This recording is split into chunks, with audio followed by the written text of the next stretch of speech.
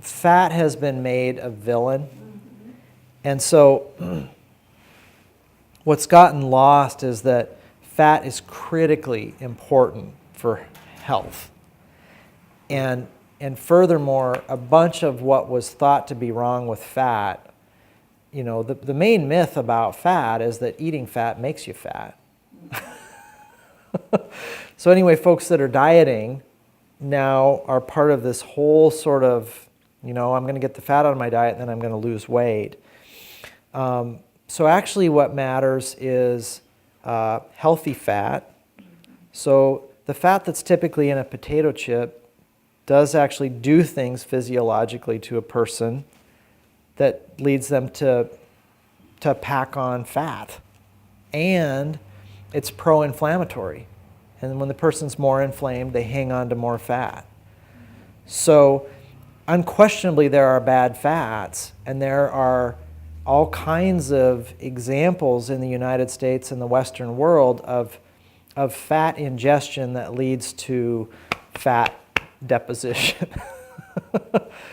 But there's actually some weird concerning physiology that's turned on when you just pull all the fat. And so again, that's one of the problems with these super low-fat diets as a way of losing weight, is that they actually turn on some physiology you don't want turned on. The system starts saying, hey, where's the fat? Put some fat in here, please. If there's no fat around, I'm going to hang on to what I've got. Brain health is critically tied to fatty substances that are including some of these cholesterol molecules that, again, we've vilified. So just another example of that, a lot of people who are trying to take care of their cholesterol are watching fat. And it turns out oxidized LDL is much worse than just sort of LDL in general.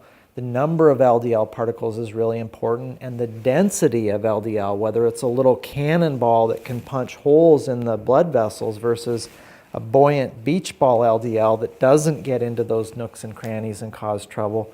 All of those things can be checked on these sophisticated lipid panels. We have ways for checking to see if, if people have oxidative stress in their system. So there's actually a way to look for fatty oxidation.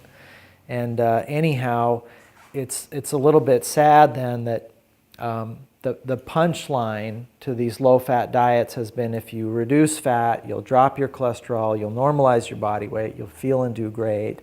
And it's partially true in terms of getting rid of bad fat, but what's resulted is throwing the baby out with the bathwater.